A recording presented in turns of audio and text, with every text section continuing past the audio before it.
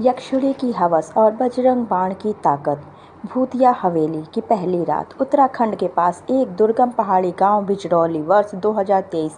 रात के 2 बजे थे। गांव बिजरौली की एक बूढ़ी औरत ने अपनी झोपड़ी से बाहर झांका तो दूर घाटी से आती एक दिल दहला देने वाली महिला की चीख उसके कानों में पड़ी।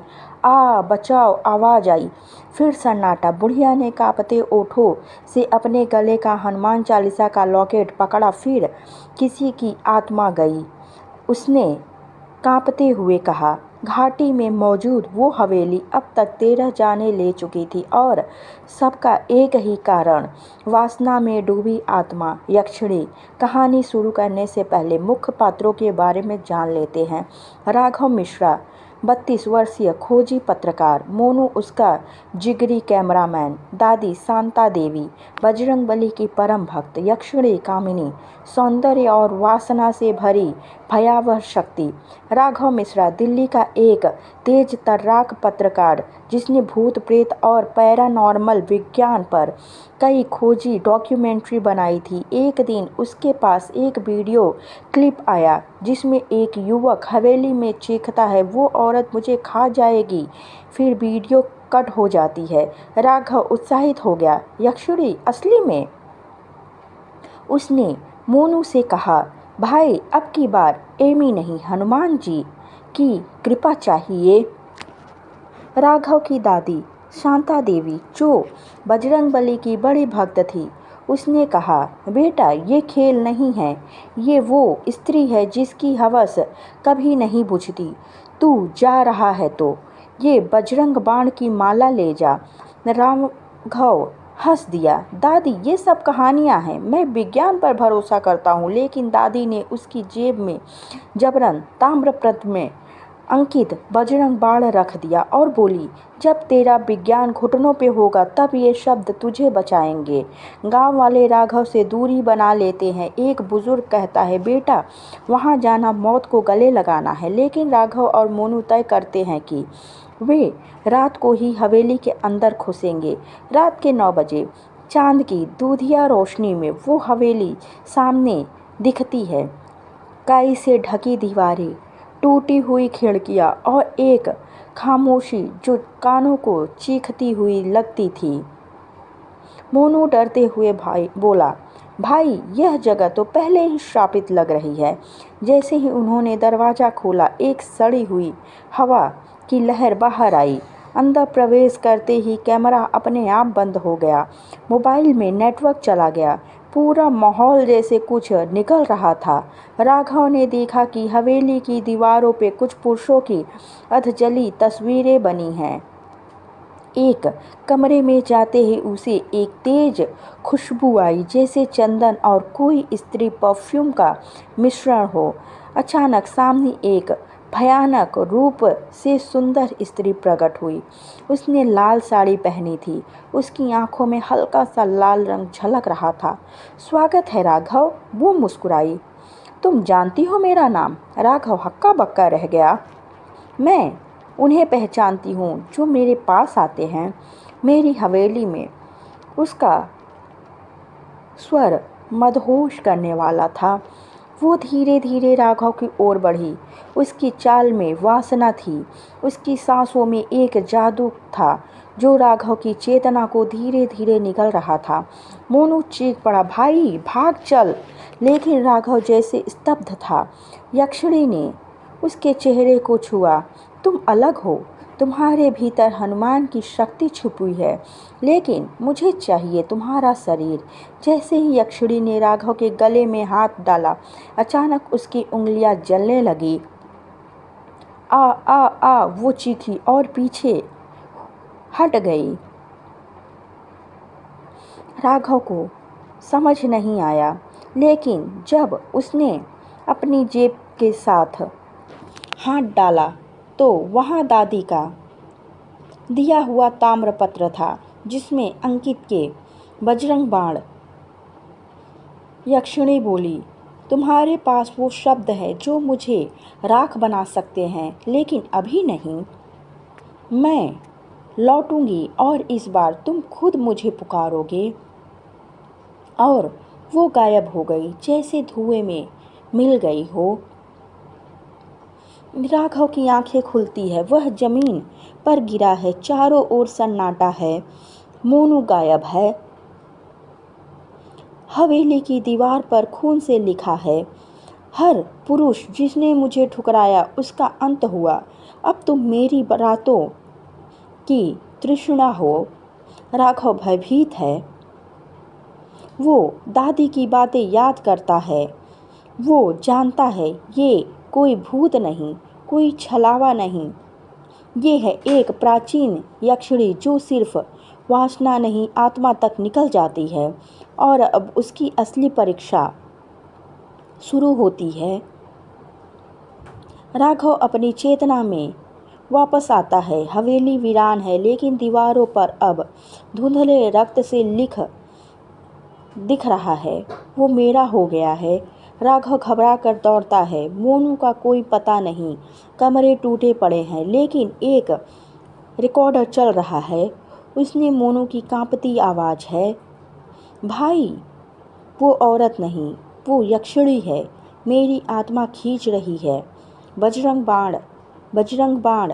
रिकॉर्डिंग रुक जाती है। राघव की रग कांप उठती है। राघव गांव लौटता है। दादी कुछ बड़बड़ा रही होती है। बजरंग बाण के बिना वो न बचेगा न लौटेगा। उसे संत से मिलना होगा, वही है अंतिम उपाय।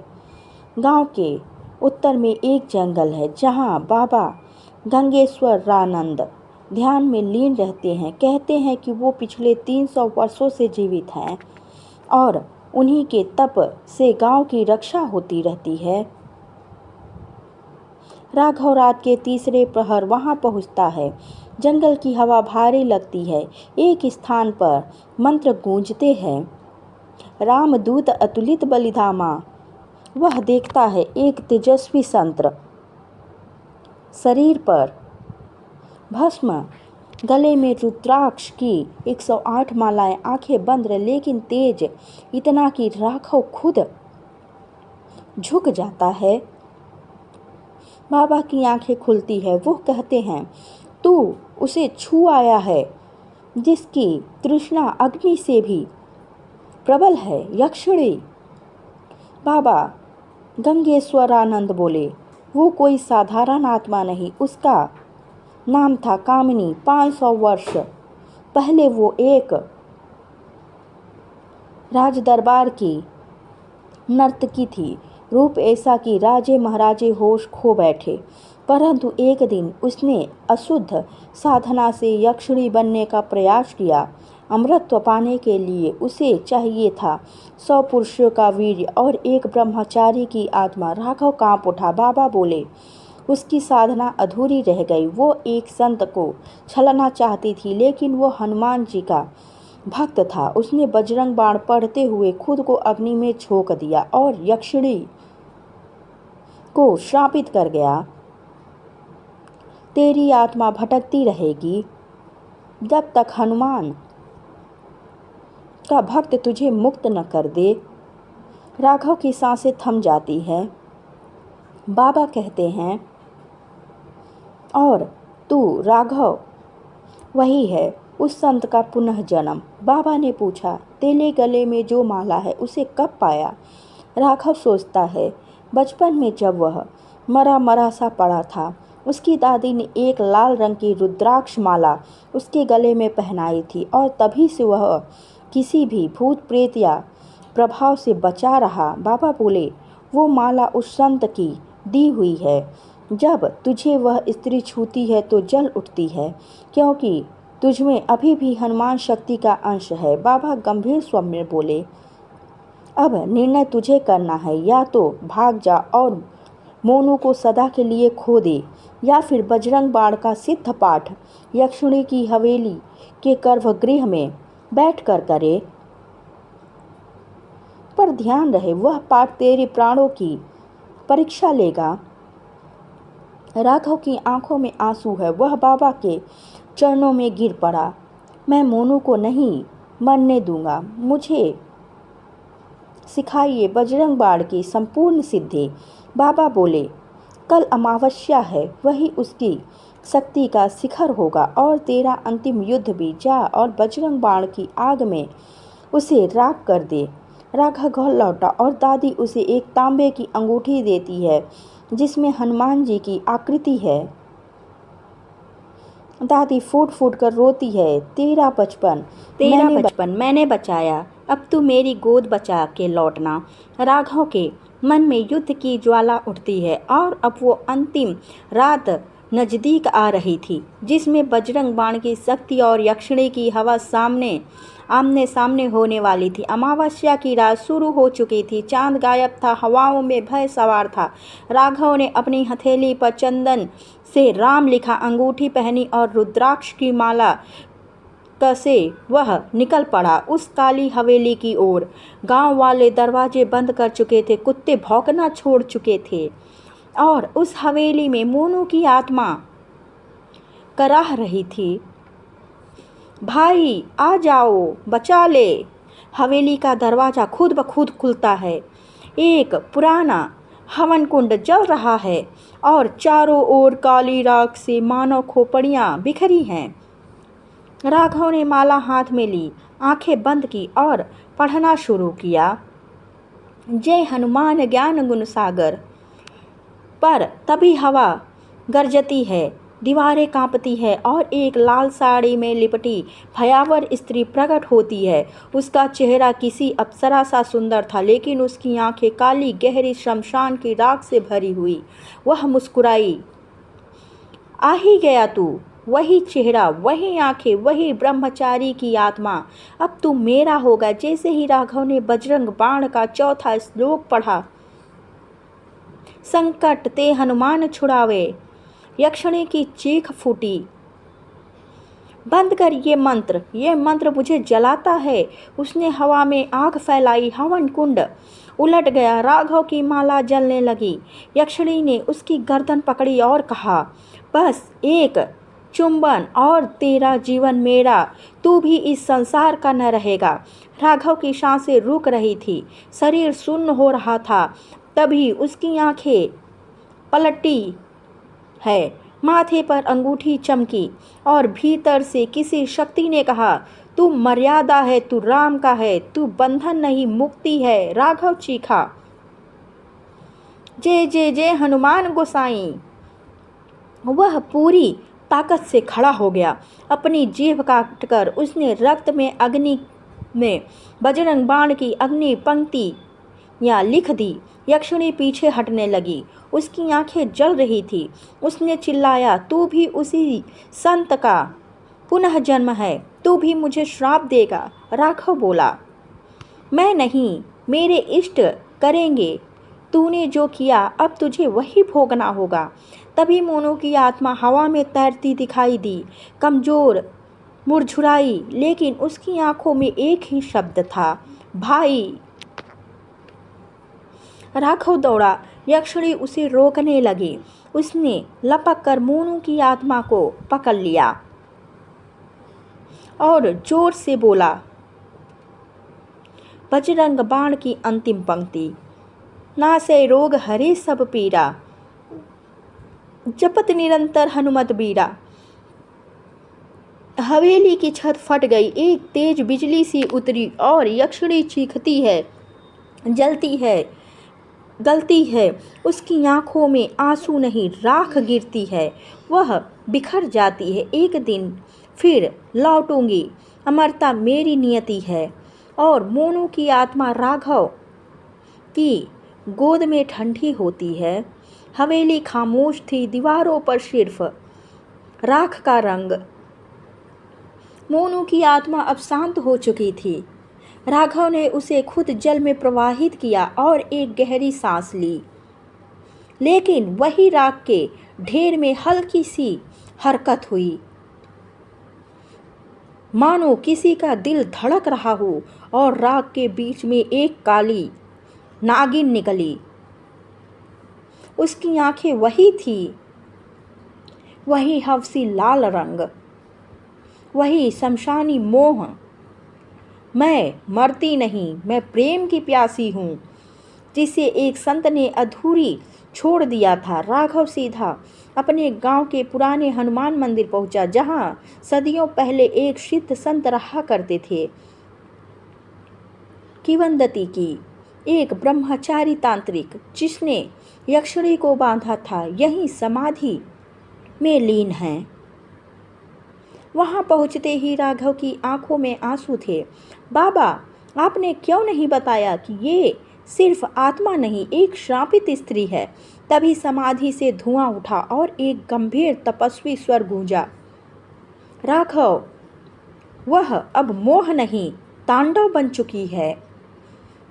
वह तुझे प्रेम नहीं, श्रापित संतान दे सकती है। उसकी कोख शमशान है। राघव सिहर गया। उस रात जब राघव हनुमान चालीसा का पाठ कर रहा था, तभी एक मोहिनी स्त्री कमरे में दाखिल हुई। दूध जैसी चमड़ी, घुंघराले बाल और पैरों में नहीं, हवा पर चलती चाल। राघव ने कहा, कौन हो तुम? वह बोली, मैं वो नहीं जो तुम समझ रहे हो। मैं वही यक्षिणी हूँ जो अब मोहिनी बन गई है। तेरी ही कामना से जन्मा मेरा दूसरा रूप। राघव ने बजरंग बाण की पहली पंक्ति पढ़ी, श्री गुरु चरण सरोज रज। तभी वह स्त्री कांपने लगी, लेकिन बोली, अब मुझे मंत्रों से नहीं रोका जा सकता। अब मैं तेरे रक्त में उतरूंगी और तू खुद को पहचान न पाएगा। अगले 7 दिन राघव ने भोजन नहीं किया। उसने स्वयं को बंधनों में बांध लिया, माथे पर विभूति, हृदय में राम नाम। परंतु रात होते ही सपनों में यक्षिणी आती, कभी माँ बनकर, कभी पत्नी बनकर, कभी उस संत की अपूर्ण प्रेमिका बनकर। एक रात वह सपने में बोली, तू पिछले जन्म में वही ब्रह्मचारी है जिसने मुझे अधूरा छोड़ा दिया था। अब तुझे मेरी कोख में उतरना ही होगा। राघव दोबारा समाधि के पास गया। वहां धुएं में एक दिव्य आकृति प्रकट हुई। वह वही सिद्ध संत थे। बेटा, अब वक्त आ गया है कि तू बजरंग बाण को पूरी तरह जिए। यह केवल पाठ नहीं, अस्त्र है। तू शब्द से शक्ति बन जा। उन्होंने राघव के मस्तक पर 3 लकीर बनाई और कहा, आज रात जो होगा उससे तेरा जीवन या तो दिव्य हो जाएगा या तू यक्षिणी का नया दास बन जाएगा।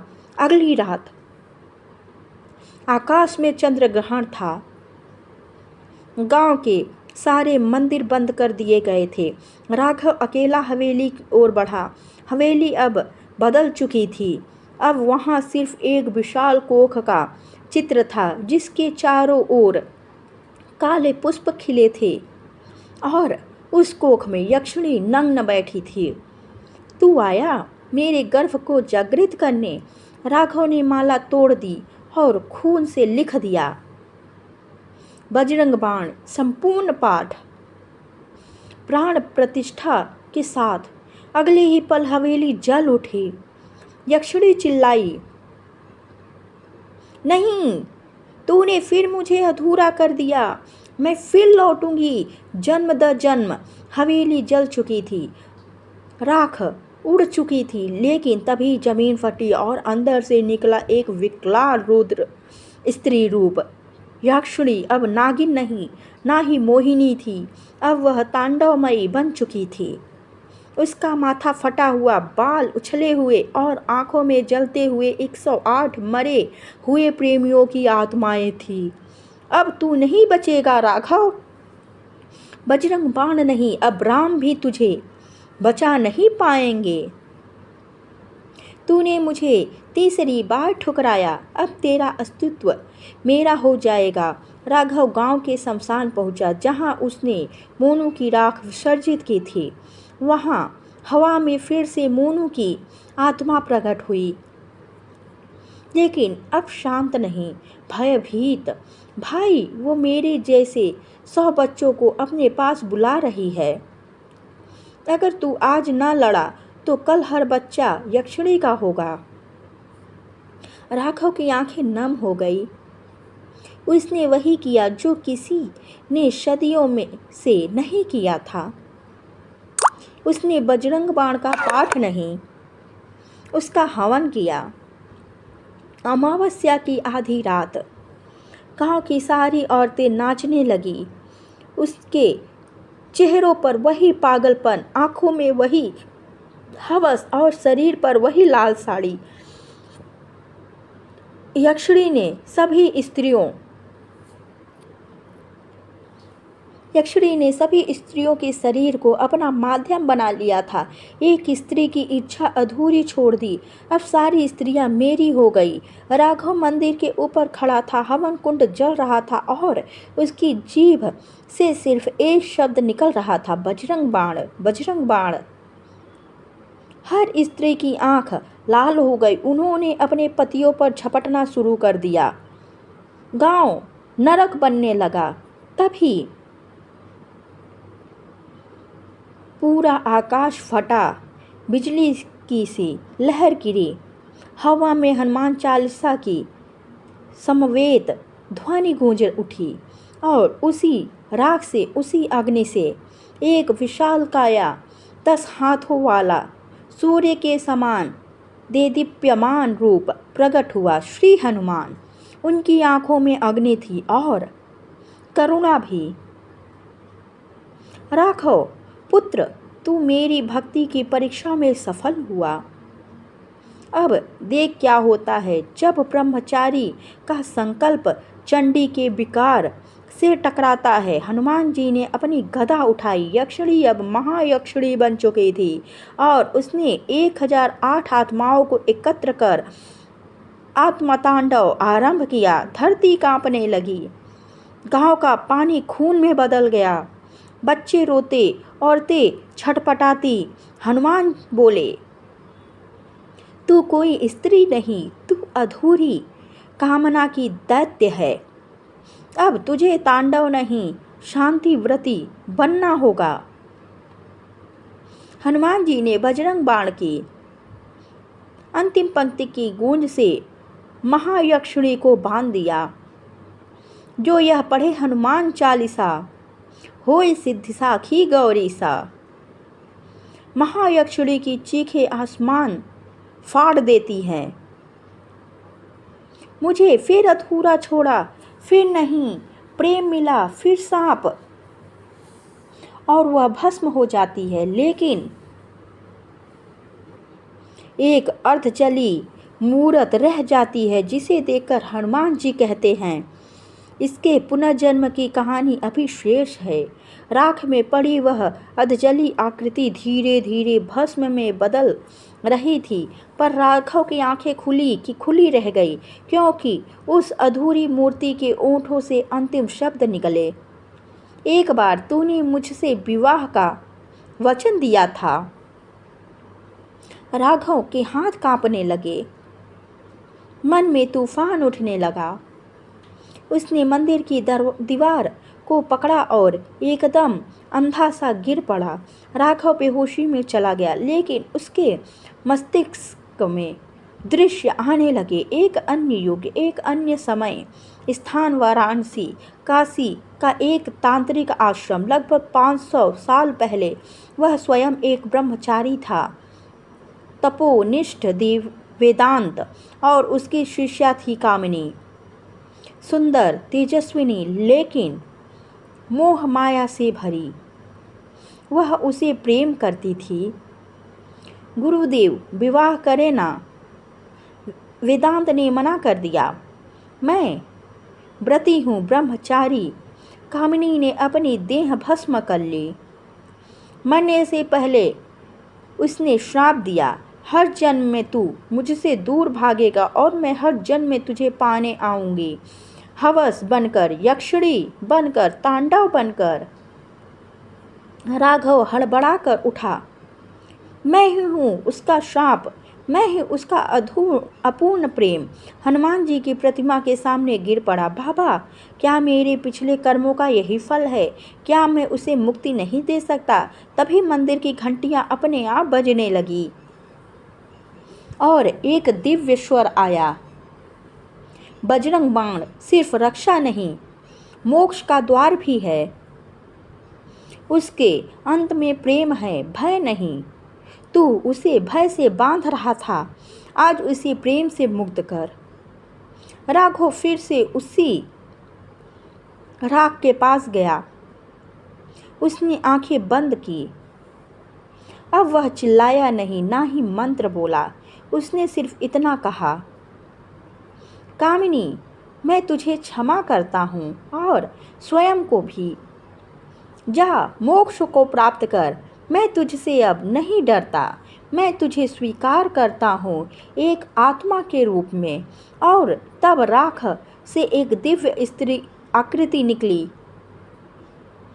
काली साड़ी में, शांत मुख से मुस्कुराती हुई।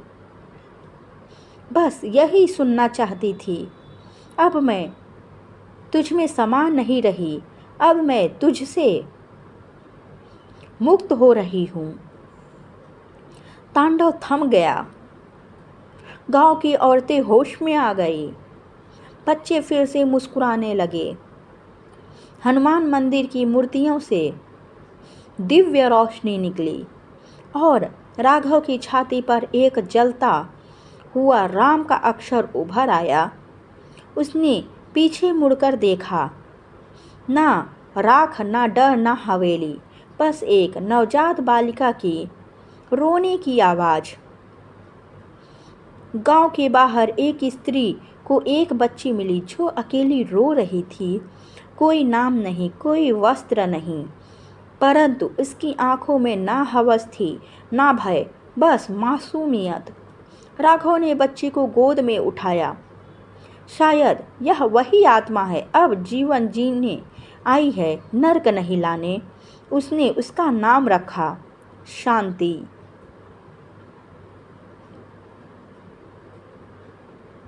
जय श्री राम, जय बजरंगबली। अगर आपको ये कहानी अच्छी लगी हो तो कमेंट में जय श्री राम, जय बजरंगबली ज़रूर लिखें। धन्यवाद।